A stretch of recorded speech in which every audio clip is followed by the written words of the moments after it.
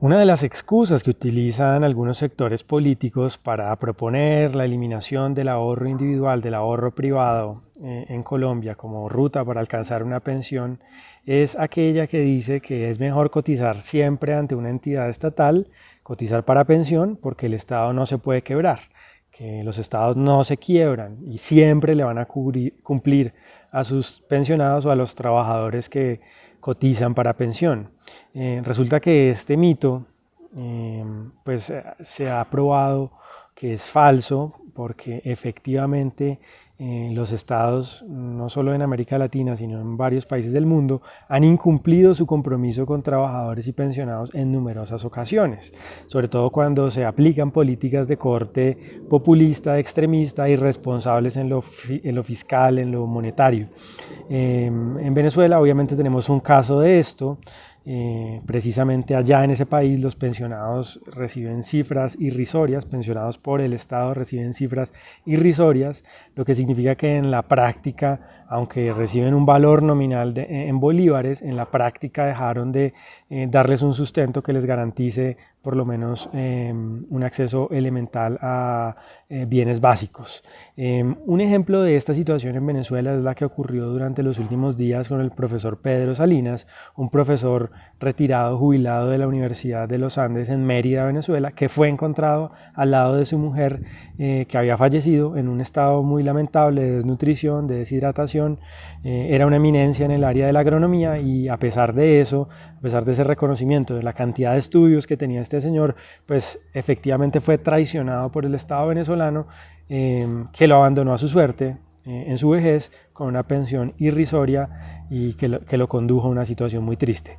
Por eso decidí hacer una entrevista con la periodista Yarena Vivas, que vive en Mérida, Venezuela, que ha cubierto esta noticia y que nos va a contar más detalles sobre este triste episodio y sobre la situación en general que viven los pensionados y trabajadores en Venezuela, donde el Estado incumplió sus obligaciones a todas luces con ellos. Muchas gracias, Yanara, por atender mi invitación. Eh, Vimos mucha conmoción aquí en Colombia a través de las redes sociales lo que ocurrió con el profesor de la Universidad de los Andes, Pedro Salinas, y su esposa. Y bueno, por eso me puse en contacto contigo, porque eres una periodista que ha estado reportando desde medios de comunicación de Venezuela este suceso. Entonces, bueno, ponnos un poquito en contexto, ¿qué fue lo que ocurrió con el profesor Salinas? Bueno, encantada de saludarte, Julio. Te cuento. Según el reporte de los bomberos, que es donde se basa la información que estamos transmitiendo los periodistas, esta pareja fue encontrada gracias, bueno, a los bomberos universitarios acudieron después de recibir la llamada telefónica. Ellos acudieron al apartamento de este profesor y se vieron en la necesidad de solicitar a los vecinos el apoyo para hacer videos, para que sirviesen como testigos, puesto que no era posible el acceso al apartamento y necesitaban entonces quitar la cerradura. Tal como se ha visto en los videos, pues quitaron la cerradura, entraron y lamentablemente se encuentran con este cuadro triste de una persona fallecida y el profesor, su esposo, pues tendido a su lado con un serio cuadro, sobre todo de deshidratación y depresión. Según los vecinos, tenían desde el día jueves en la noche o viernes en la mañana que no habían visto a la señora, que era la que normalmente salía del apartamento a hacer las compras, y escuchaban algunas voces desde el apartamento, una voz muy débil que pedía ayuda. Es por esto entonces que los bomberos universitarios asumen el abrir la puerta y entrar porque algo estaba pasando y necesitaban rescatar a la persona. Y de hecho algunos vecinos también dan cuenta de que la pareja tenía comida en su despensa, en su nevera. Sin embargo, pues algo estaba pasando. A otros vecinos, según la colega periodista María Fernanda Rodríguez, quien logró contactar a algunos vecinos, ellos aseguran que la señora Isbelia parece que estaba teniendo algunos problemas y que no estaba muy bien, su estado psicológico pues no se encontraba muy bien, es probable que estuviese pasando por una fuerte depresión. Amigos del profesor, es decir, gente de la universidad, aseguran que el profesor tenía problemas de movilidad y que dependía en gran medida pues de su esposa, de la señora Isbelia, y que por ello pues él no podía prepararse sus propios alimentos, y quizás esto también incidió. Si la señora Isbelia, tal como parece, había fallecido desde el día viernes hasta el día domingo, pues obviamente ya el profesor tenía más de 24 horas pues sin ingerir alimentos, y esto pues obviamente afectó más su salud.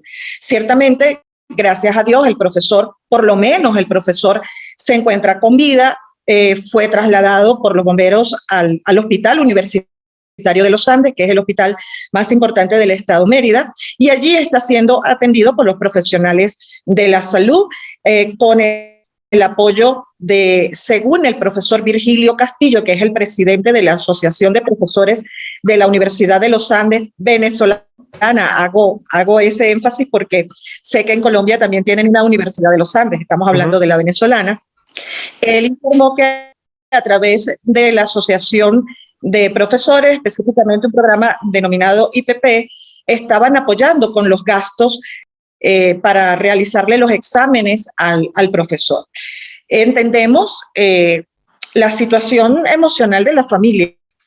No ha de ser fácil saber, tener tú un panorama de que tu papá está con su pareja, que están bien, que son profesores universitarios, una eminencia reconocida con muchísimos posgrados, títulos, reconocimientos, activos aún en la universidad, trabajando en una revista digital en la Facultad de Medicina, y de repente encontrarte con estos hechos. El profesor Gerardo Tobito, quien es... Dime. No, te quería preguntar, ellos son también, o sea, son jubilados y al tiempo seguían trabajando en la universidad, o sea, las dos cosas. Sí, son profesores activos. El profesor es jubilado activo en la Universidad de los Andes. La señora era biologista, además abogada, y estuvo trabajando en el hospital. A ver, la universidad tiene un pequeño hospital, aparte del IHULA, que es Camiula, y ella trabajó allí también como profesional de la bioanálisis. Pero en la facultad estaban ahorita activos en el área de investigación. El profesor servía como asesor o tutor de tesis de grado, se mantenía muy activo, y bueno, unas personas muy apreciadas dentro de la comunidad universitaria. Te hago una pregunta. Las declaraciones de parte del... Yanara, te hago una pregunta y perdón, te interrumpa, es para entender un poquito el contexto. Lo que se ha dicho en redes y lo que había llegado a Colombia era relacionando un poco este caso con otros que han ocurrido en Venezuela, incluso también de profesores universitarios, con la situación social y económica del país. ¿Tú crees que no tiene ninguna relación o que sí, digamos, es más un problema de privado, de salud mental y este tipo de cosas, o si hay una relación con la problemática social y económica de Venezuela? Bueno, puede estar bastante relacionada con la problemática que se vive en el país. De hecho, las declaraciones del rector de la Universidad de los Andes, el profesor Mario Bonucci, del profesor Virgilio Castillo, quien es el presidente de la Asociación de Profesores de la ULA, de APULA, y también del profesor Gerardo Tobito, quien es el decano de la Facultad de Medicina, donde estos dos profesionales se mantenían activos, o se mantienen activos, dan cuenta precisamente a esta situación económica por la que atraviesan no solamente los profesores universitarios, sino todo el personal que elaboramos en las universidades autónomas de Venezuela. El salario que devenga un profesor universitario actualmente en los más bajos rangos puede estar alrededor de 7, 10, 12, 15 dólares nosotros los trabajadores universitarios devengamos menos de $10, dependiendo del rango que tengamos. Hoy en día también han desaparecido las becas estudiantiles prácticamente porque lo que se recibe son 6 bolívares, que es poco más de $1, $1.50. Y esto ya ni siquiera los entrega la universidad, ya los estudiantes también tienen que inscribirse en el sistema Patria para que luego la universidad envía esta data y ellos poder recibir esos 6 bolívares que, a ver, ¿cuánto cuesta un refresco en la calle? Puede un refresco en la calle, una gaseosa, como ustedes la conocen, puede costar $2. Y aquí una beca está recibiendo 6 bolívares, que equivale a un poquitito más de $1, dependiendo el cambio. Entonces, Yanara, esta universidad, según los voceros de la universidad. ¿Es una universidad del Estado o es una universidad privada, la Universidad de los Andes? No, la Universidad de los Andes es una universidad autónoma, al igual que la Universidad Central de Venezuela, la Luz, la de Oriente, la de Carabobo. Son universidades que, si bien reciben el ingreso, reciben el presupuesto por parte del Estado, son ellas, según los estatutos, ellas manejan ese presupuesto y se convierten, pues, o trabajan, pues, como universidades autónomas. No son públicas ni son privadas. Okay, hay allí pues, una característica bastante particular.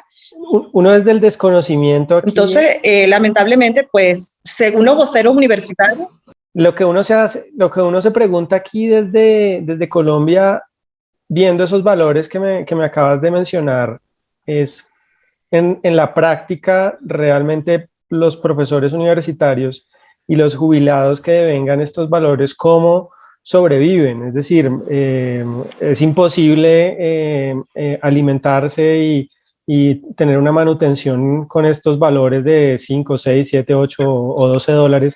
En la práctica sobreviven gracias al apoyo de familiares o cómo es, digamos, la cotidianidad y la supervivencia de un profesor jubilado, por ejemplo. Bueno, en general, los profesores o los trabajadores universitarios estamos trabajando o desarrollando 2, 3 trabajos.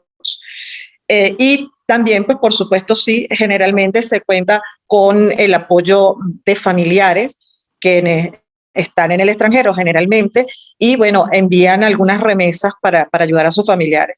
Pero, ojo, esto no solamente ocurre con el trabajador universitario. Esto está ocurriendo también con los trabajadores del sector público en general. Si bien en el sector privado las empresas han tenido que mejorar un poquito más los salarios para poder tener trabajadores, porque, bueno, para nadie es un secreto que esa ha sido la principal causa de la migración venezolana, una migración que ha superado los índices de las guerras y de países en guerra, ¿no? En estos momentos. Lamentable toda esta situación.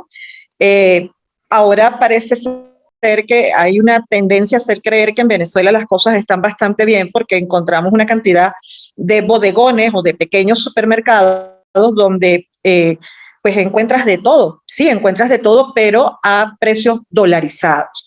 Mientras que los trabajadores, especialmente del sector público, pues devengamos bolívares.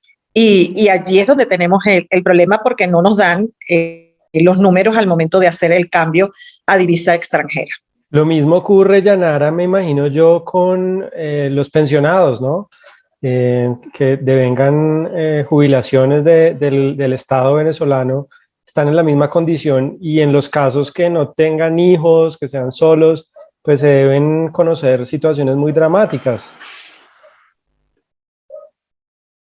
Sí, de hecho, dentro de la universidad también se han desarrollado ya algunos operativos, jornadas de recolección, incluso hasta de ropa, que, bueno, para algunos ha sido bien visto, para otros ha sido bastante criticado por aquello de cómo es posible que un profesor universitario necesite que le regalen ropa usada, pero hasta eso es una realidad que ha ocurrido, por lo menos acá en la Universidad de los Andes. Jornadas donde se han recolectado ropa, alimentos, se han conocido de casos de profesores que han pedido auxilio porque, vamos, no tienen nada que comer y entre la misma comunidad se han reunido y han ayudado a estas personas, profesores, trabajadores, inclusive estudiantes. Ahora bien, en cuanto a los jubilados, bueno, tenemos también pensiones de jubilados que no alcanzan más de $1.50, pensiones de 6 bolívares, de 100 bonos, de 5 bolívares, de 6 bolívares.